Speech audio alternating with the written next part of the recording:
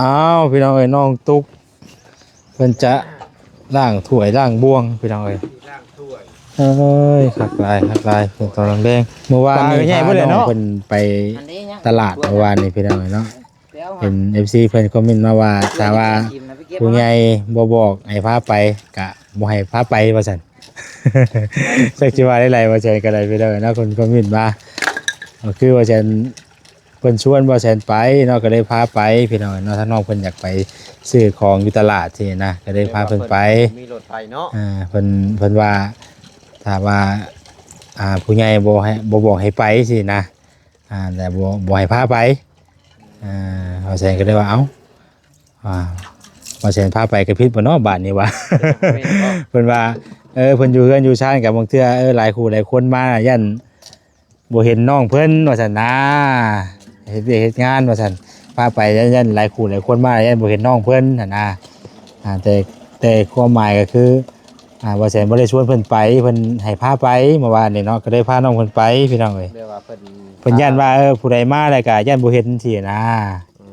แต่จริงๆแล้วก็เฮาไปตอนแลงซ้ำนี่แหละว่านี่เส้นทำนี่แล้วเจ้าเข้ามาเฮาไปตอนแลงแล้ววันนี้แต่ว่าข่อยลงคลิปตอนเช้านะเพิ่นเข้าใจว่าข่อยพาไปตอนเช้ามาจักแล้วเพิ่นเขาเบิ่งให้คือพาไปแบบเพิ่นเข้าใจว่าบ่แซ่นพาไปตอนเช้าแหละยันหลายคู่หลายคนมาน่ะบ่เห็นสินะ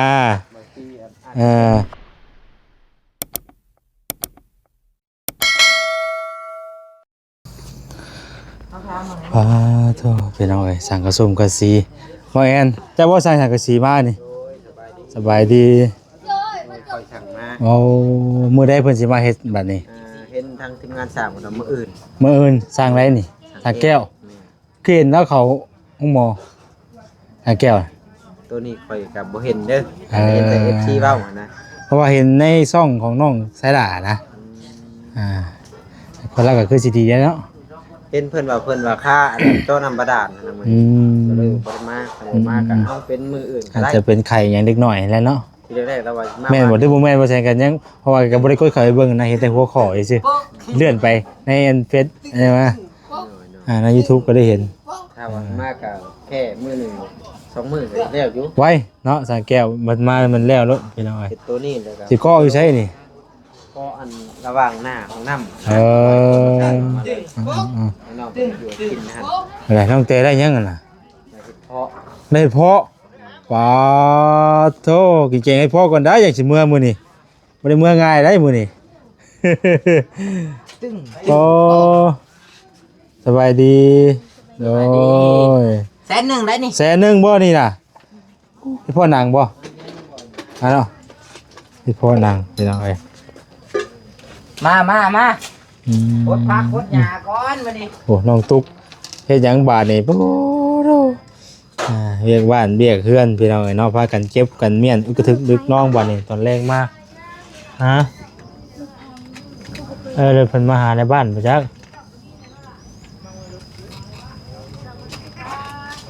รถไฟเด้พี่น้องมีรถแปลกๆเนาะ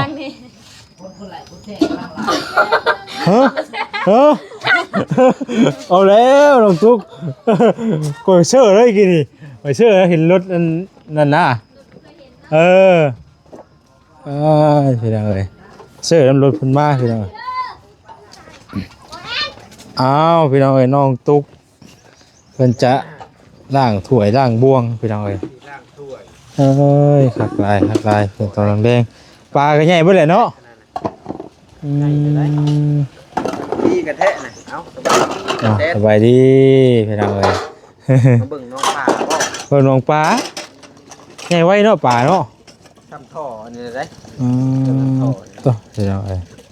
ถือว่าซ้ำดอกร้านอาหารร้านนึงบ่ได้เนาะเสื้อไว้นี่คือตากซะนี่น่ะเสื้อน้องตุ๊กบ่ซ้ำร้านอาหารพี่น้องเนาะกินหลายแท้นี่น่ะจักมื้อนี่น้องเช้าบ่ได้ละคาบนึงบ่นี่น่ะอย่าพาวโอ้ก่อนกันดีนี่ยายกับซอยกันเด้น้องสาวกันดีพี่น้องตึ้งโอ้เดี๋ยวคือน้องตุ๊กเรากลับมาอาศัยพักอาศัยเช้าอยู่กะมีเวียกงานกับซอยกันแล้วเนาะ ก็ซอยมันบ่แหละพี่น้องเอ้ย เชี่ยวถือว่าอยู่น้องแต่ก็เอาหลานน้องบอยก็เพิ่นมาหนุ่มน้ำพี่น้องเอ้ยตัวเนาะล้าง เต็มเลิกเต็มโบบ่ให้ยามึง เนี่ย เมื่อวานนี่พาน้องเพิ่นไปตลาดเมื่อวานนี่พี่น้องเอ้ยเนาะเห็น FC เพิ่นคอมเมนต์มาว่าถ้าว่าผู้ใหญ่บ่บอกให้พาไปก็บ่ให้พาไปว่าซั่น จักสิว่าได้ไรว่าซั่นก็ได้ไปเลยเนาะคนคอมเมนต์มาก็คือว่าซั่นเพิ่นชวนว่าซั่นไปเนาะก็เลยพาไปพี่น้องเนาะถ้าน้องเพิ่นอยากไปซื้อของอยู่ตลาดที่นะก็เลยพาเพิ่นไป มีรถไปเนาะ เพิ่นว่าถ้าว่าผู้ใหญ่บ่บอกให้ไปสินะแต่บ่ให้พาไปว่าซั่นก็เลยว่าเอ้าว่าซั่นพาไปก็ผิดบ่เนาะบาดนี้วะ เพิ่นว่าเพิ่นอยู่เฮือนอยู่ชานกับบางเทื่อหลายคู่หลายคนมายันบ่เห็นน้องเพิ่นว่าซั่นนะเฮ็ดเวียกเฮ็ดงานว่าซั่นพาไปยันหลายคู่หลายคนมายันบ่เห็นน้องเพิ่นหั่นนะแต่ความหมายก็คือว่าซั่นบ่ได้ชวนเพิ่นไปเพิ่นให้พาไปเมื่อวานนี่เนาะก็ได้พาน้องเพิ่นไปพี่น้องเอ้ย เรียกว่าเเพิ่พิ่นนยันว่าผู้ใดมาแล้วก็ยันบ่เห็นสินะแต่จริงๆแล้วก็เฮาไปตอนแลงซ้ำนี่แหละว่านี่ เสร็จดองบ่แอนเอ้า เฮ็ดแตกตื่นแฮะ เข้าไปตอนแรง ก็ประมาณทำนี้แล้วเจ้าเข้ามา เข้าไปตอนแรงเลยวันนี้แต่ว่าข่อยลงคิดตอนเช้าแล้วเพิ่นเข้าใจว่าข่อยพาไปตอนเช้ามาจักแล้ว อย่าเบิ่งเขาเบิ่งให้คือพาไปแบบ เพิ่นเข้าใจว่าบ่เช่นพาไปตอนเช้าแหละยันหลายคนหลายคนมาน่ะบ่เห็นสินะแม่นแต่ว่าก็เข้าไปเบิ่งคลิปก่อนพี่น้องเอ้ยเนาะแต่ก็บ่เป็นหยังเพิ่นคอมเมนต์มาก็เพิ่นบอกเพิ่นเน้นที่เตือนก็บ่เป็นหยังพี่น้องเอ้ยเนาะก็ขอบมุกขอบใจเพิ่นหลายๆที่เพิ่นได้คอมเมนต์บอกเนาะแนะนำอะไรที่ว่าบ่ถูกบ่ต้องเฮาก็สิได้ปรับปรุงใหม่ว่าซั่นจ้ะเนาะโอ้น้องตุ๊กคือได้เสื้องามแท้หมดนี่ฮะ ถูกแกมงเนี่ย ชื่อตะวันนี่บ่อ้าวแล้วบ่ได้ยินบ่ถามอะเนาะโอ้ยดอกตุ๊กดิเป็นล่างถ้วยล่างบวงพี่น้อยเนาะเอาเบิ่งกันไปบรรยากาศยามแรงๆเกิดแล้วว่าปลาพวกนี้มันจนบ่อยากเลยเนาะพุ่นน่ะตัว คนขายของกินหลายบ่น้องแต่นะในทางน่ะนี่ยังนี่อยู่บ่อนชื่อโรงงานน้ำแข็งติ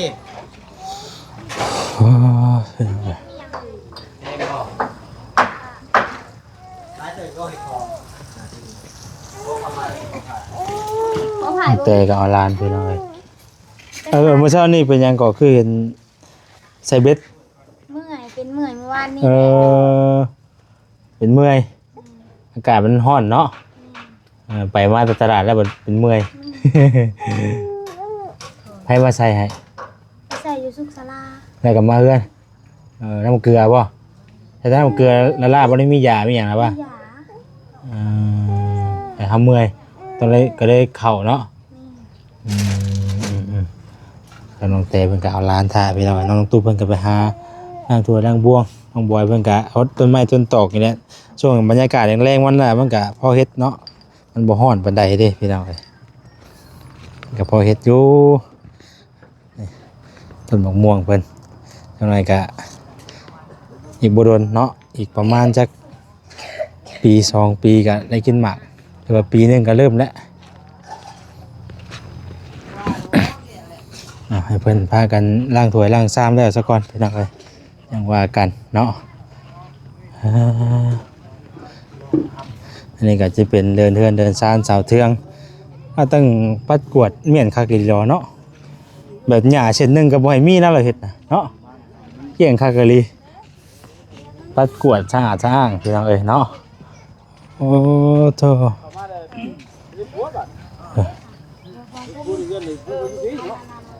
นาหดพักเนาะติดตะบ่มื้อนั้นสาวเทืองติดตะบ่มื้อน่ะอันเจ้าปลูกหยังก่อนมื้อน่ะ ปลูก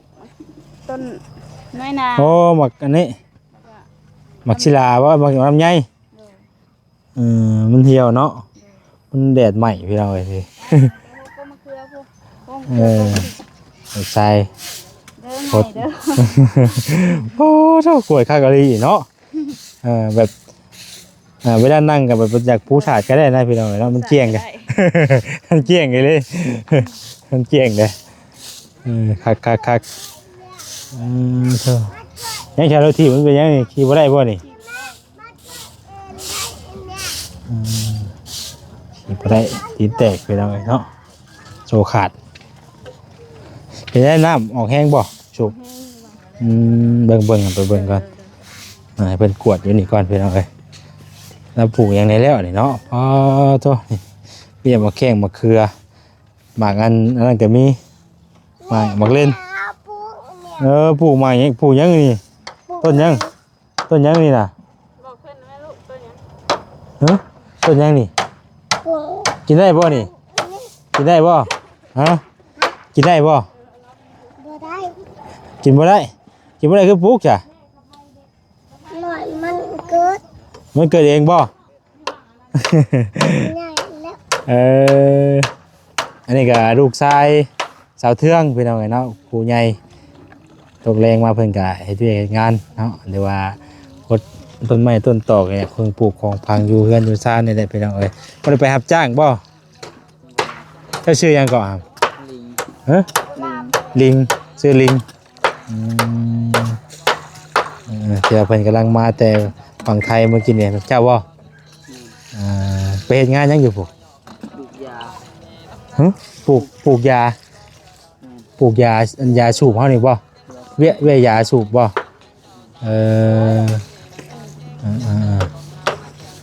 ไปเฮ็ดงานอยู่ฝั่งไทยเพิ่นก็ได้เพิ่นเอาเอ้ยเพิ่นมีน้ำใช้ได้บาดนี้เนาะก็คือสิสะดวกสบายกว่าเก่าแล้วล่ะบาดนี้เวลาเพิ่นคนพาคนยากก็สบายพี่น้องเอ้ยเพราะว่ามีน้ำเลยดิ แล้วบาทนี่จุดกองขี้ห้าเลยโอ้แสดงว่าจุดลายเทื่ออะไรได้เนาะมันมาใหม่ป่ะครับมันมาอย่างใหม่เนาะมันเปียกมันซุ่มเนาะตัวได้วานนี่กับฝนตก ฝนตกแต่มื้อนี้แหละพี่น้องไอ้ฝนอยู่บ้านน้องแต่แต่เก่านี่ก็ตกตลอดบาทนี่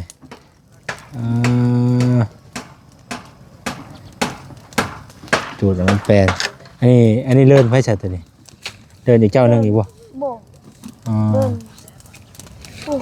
เจ้าของอยู่บ้านน้อย เอาเดินอีกเจ้าหนึ่งเลยคนละเจ้าต้องเสียมทับตีนนะครับต้องเสียมทับตีนเด้อใหม่แล้วบาทนี่คือดังเลยเนาะ ใหม่แล้วบาทนี่เรียกน้ำสาวเทืองเพิ่นกะผักแล้วบาทนี่คือดังเลยเนาะน้ำใส่น้ำซอยเพิ่นก็มีครบไปเลยสุขสะดวกสบายกูเก้าบาทนี่เนาะ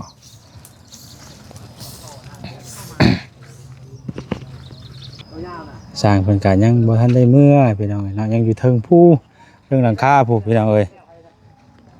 อยู่เทิงหลังคาผู้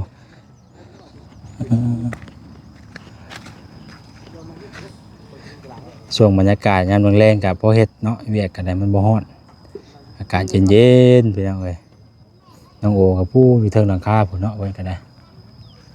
เป็นประจับไม้ซอยสร้าง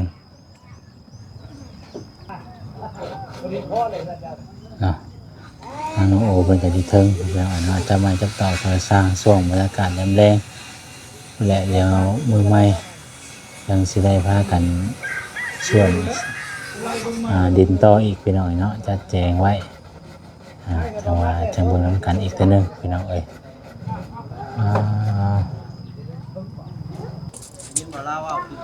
ใส่เป็นลมพี่น้องเอ้ยเนาะทางนั้นก็ได้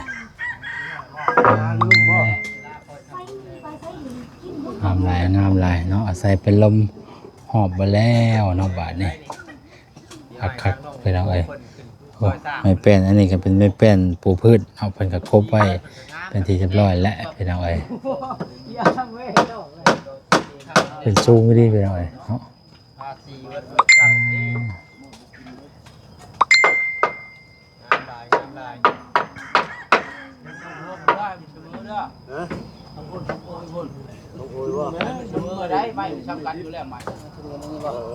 เรื่องคอยใช้น้ำมันลิ้นแล้ว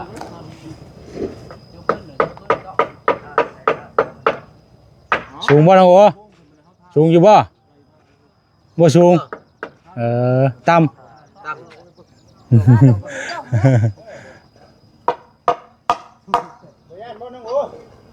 ว้าวซิวซิวก็กี่ซี่เองสูงกูดีมันบอก แม่น ปลายข้าวพวก ยังย้อนอยู่ เคยขึ้นอยู่ว่ากี่ซีน่ะ เข้าไปรักกันนะหมากกับข้าวเขาให้กูนี่เนาะ เลิกทั้งยามัน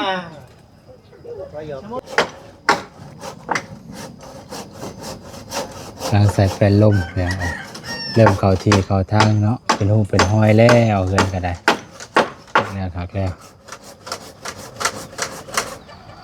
งามลายไปเลยหมูไก่เนาะประมาณนี้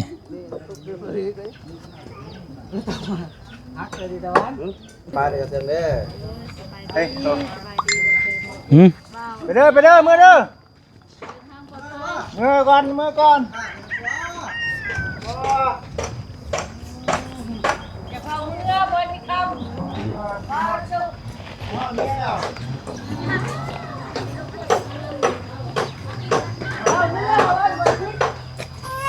ตุ๊ก ครับก่อนบัด นึ่งข้าวว่าน่ะ ว่าจะถ่ายกินเจงเฮ็ดเพาะเพื่อ ปันกันพูดละหลอกเดี๋ยวครับก่อน